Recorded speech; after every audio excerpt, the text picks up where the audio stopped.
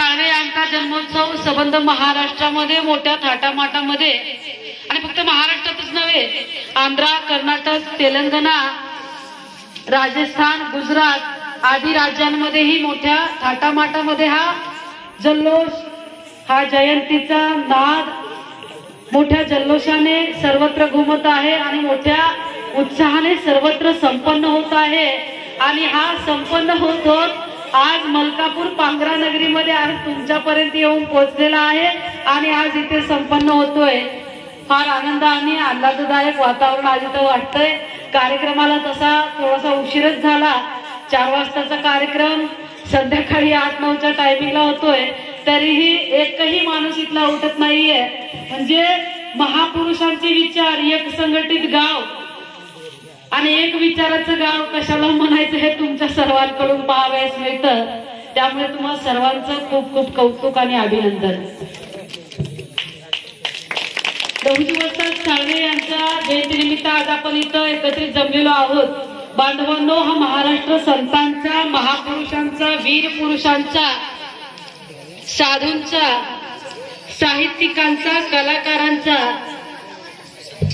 हा महाराष्ट्र संस्कृती प्राय हा महाराष्ट्र आहे, संस्कार प्राय हा महाराष्ट्र आहे।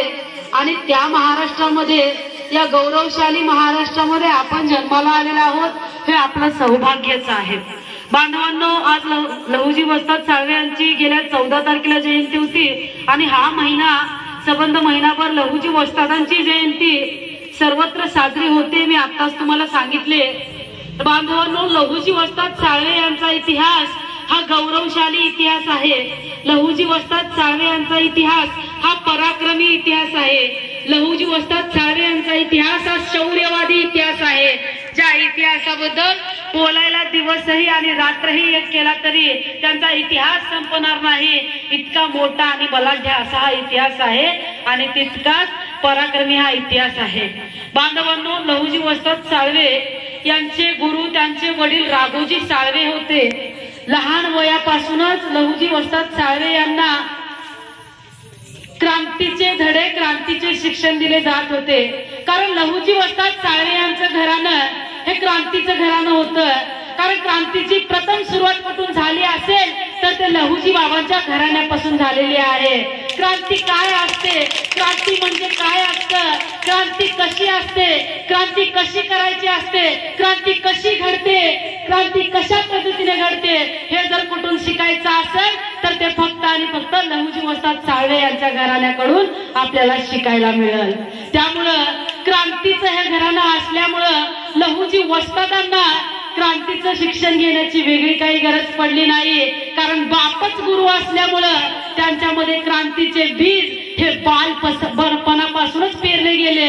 त्यांच्या रक्तामध्ये, त्यांच्या धमन्यांमध्ये, त्यांच्या मस्तकामध्ये फक्त आणि फक्त क्रांती पेरली गेली आणि लहुजी वस्तादांचं रक्त हे क्रांतीने सळसळणारं रक्त होतं। आणि अशाच पद्धतीनं आपल्या वडिलांकडून क्रांतीचे आणि देशभक्तीचे धडे घेत घेत लहुजी वस्ताद साळवे लहानाचे मोठे होत होते।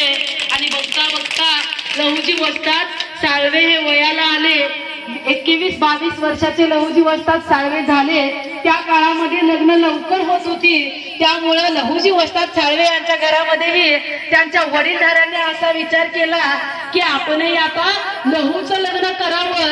त्यामुळं मंगळवेढ्याच्या सावळ्या जाधवांची कन्या ही लहुजी बाबांसाठी पाहण्यात आली आणि मुलीला पाहायला जाण्याचा कार्यक्रम आता लागणारच होता। हे सर्वजण तिकडे जायला निघणारच। इतक्यात अगोदरच पूर्वीच लहुजी बाबांच्या आईची तब्येती बिघडलेली होती, परंतु आता जाणार म्हणल्यानंतर तब्येत आणखीनच खालावली असा निरोप त्यांना मिळाला आणि तेव्हा मुलीला बघायला जाण्याचा कार्यक्रम कॅन्सल करण्यात आला आणि लहुजी बाबा आईकडे आले आणि आपल्या आईच्या प्रकृतीकडे त्यांनी लक्ष दिलं। थोड्याच दिवसामध्ये आई होत्याची नव्हती झाली आणि लहुजी बाबा मायेपासून, मायेच्या सावलीपासून, आईच्या प्रेमापासून, बघा स्वामी तिन्ही जगाचा आई विना भिकारी म्हणतात आणि आईला पोरके झाले। अवघ्या 23 वर्षाच्या अगोदर लहुजी वस्ताद साळवे हे आईच्या मायेला पोरके झाले। आणि बघतात इकडं दुःखाचा डोंगर आहे. लहुजींचं घरानं त्या दुःखातून सावरतंय तोवरच इंग्रजांनी हल्ला केल्याचा निरोप हा पेशंट करून राघोजी साळवे व त्यांच्या घराकडे आला. राघोजींना तो निरोप मिळतात. राघोजी साळवे घोड्याची टाप मारून निघाले आणि आपला बाप लढाईला चाललेला असताना, कारण राघोजी साळवे नेहमी म्हणायचे की भावनेपेक्षा कर्तव्य श्रेष्ठ आहे. आपला बाप हा लढाईला निघालेला असताना लहुजी वस्ताद साळवे हे मागे कसे राहतील? त्यामुळे आपल्या बापाला साथ देत लहुजी वस्तादांनी घोड्याची टाप मारली, घोड्यावरती बसले आणि लहुजी वस्ताद साळवे बरोबर लहुजीचे मोठे बंधू शिवजी साळवे हे सुद्धा त्यांच्या सोबतीने गेले आणि पुणे येथील खडकी येथील ठिकाणी 1817 सालची ती लढाई होती. त्या लढाईमध्ये हे बाप आणि लेक मोठ्या हिमतीने लढाईला झुंज देत होते. राघोजी साळवे लढाईला पराक्रमाने शौर्याने ते लढत होते. राघोजींना हरवणं इतकं साहजिक नव्हतं हे इंग्रज भडव्यांच्या लक्षात येत होतं. राघोजींना मात देणं इतकं सहजासहजी नव्हतं हे इंग्रज भडव्यांच्या लक्षात येत होतं. त्यामुळे राघोजींचा काटा काढण्याचा प्लॅन त्यांनी केला. गुप्त पद्धतीनं राघोजींचा घात करण्याचं षडयंत्र त्याने रचलं आणि खडकीच्या युद्धामध्ये राघोजीच्या पराक्रमाला नतमस्तक झालेल्या इंग्रज भडव्यांनी, राघोजींपुढे हार मानलेल्या इंग्रज भडव्यांनी, राघोजींसारख्या सरदारापुढे नमलेल्या इंग्रज भडव्यांनी राघोजींचा घात केला आणि राघोजी धारातीर्थी पडले. बघा, त्या पिरियड मध्ये लहुजी वस्ताद साळवे अवघ्या 23 वर्षाचे होते आणि बघा कुणाला वाटतंय की आपल्या बापाला आपल्या डोळ्यासमोर मारलं जावं आणि आपल्या बापाचं शरीर हे धारातीर्थी पडावं, ते आपण आपल्या उघड्या डोळ्याने पाहावं. आणि लहुजी बाबांचंही तेच झालं. तर पायाची आग मस्तकाला गेली. लहुजी राजे पेटून उठले. अंगामधलं रक्त सळसळत होतं. कुणाला मारू आणि कुणाला सोडू, सर्व काही संपवून टाकू अशी अवस्था लहुजी राजांच्या मनाची झाली होती. आणि त्या अवस्थेमध्ये लहुजी राजे भडकलेल्या अवतारामध्ये आपल्या बापाजवळ गेले. आपल्या बापाच्या मस्तकावर हात ठेवून लहुजी वस्तादांनी एक शपथ घेतली, अरे जगेल देशासाठी आणि मरेल देशासाठी. आणि तेव्हापासूनच भावनेपेक्षा कर्तव्य श्रेष्ठ असते हे आपल्या बापाची शिकवण लक्षात घेऊन लहुजी वस्तादांनी बघा इकडं आई सोडून गेली आणि 23 वर्ष होते न होते तोवरच इकडं बाप सोडून गेला. म्हणजे माय आणि बापाच्या मायेला पोरके झालेलं हे लेकरू, हे 23 वर्षाचं लेकरू, 23 वर्षाचं युवक त्या काळामध्ये एकटं पडलं होतं. आणि त्यांनी ती शपथ घेतली आणि आपल्या बापाच्या घाताचा सूड घेण्यासाठी, आपल्या बापाच्या खुन्याचा बदला घेण्यासाठी, या भारत मातेला मुक्त करण्याचे प्रण हा त्यांच्या वडिलांचा होता. या भारत मातेला इंग्रजांच्या तावडीतून मुक्त करणं, इंग्रजांना इथून पळवून लावणं, कारण लहानपणापासून त्यांच्या रक्तामध्ये देशभक्तीची बीज पेरली गेली होती. त्यामुळे लहुजी वस्ताद साळवे यांनी त्याच क्षणाला ठरवलं की माझ्या वडिलांचा उद्देशपूर्ती मी कडेपर्यंत नेणार आणि जोपर्यंत इंग्रज भडव्यांना या माझ्या मातीतून, या माझ्या भारत मातेतून हाकलून लावणार नाही तोपर्यंत मी लग्नच करणार नाही, तोपर्यंत मी लग्नच करणार नाही अशी घनघोर शपथ घेणारे हे लहुजी वस्ताद साळवेच होते. बघा, आजकाल कुणी शपथ घेतं आणि 5 क्षणामध्ये, 5 मिनिटामध्ये, एका तासामध्ये विसरून जात. त्या काळाची लोक ही सत्यवादी लोक होती. त्या काळाचा प्रण म्हणजे हा प्रणच असायचा आणि लहुजी राजांनी घेतलेला प्रण त्याने उभा आयुष्य निभविला. लहुजी राजे हे वयाचे 87 वर्ष ब्रह्मचारी राहिले.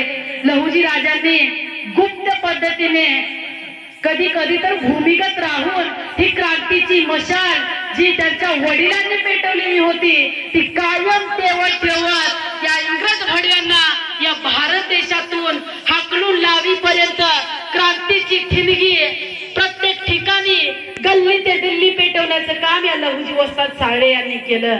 लहुजी वस्तादांचा पराक्रम, लहुजी वस्तादांची नीती, लहुजी वस्तादांचं कर्तृत्व, लहुजी वस्तादांची युक्ती, लहुजी वस्तादांची बुद्धी, लहुजी वस्तादांचं बुद्धी प्रावीण्य. बघा, काही लोक लहुजी बाबांच्या शिक्षणावरती प्रश्न उभा करतात अरे बाबांनो, आज तुम्ही शिक्षण घेताय, मोठमोठ्या डिग्र्या घेताय, देश परदेशामध्ये जाऊन डिग्र्या मिळवताय, याचं सर्वस्व श्रेय जर कुणाला असेल तर ते फक्त आणि फक्त लहुजी वस्ताद साळवे यांना आहे, हे विसरता कामा नये.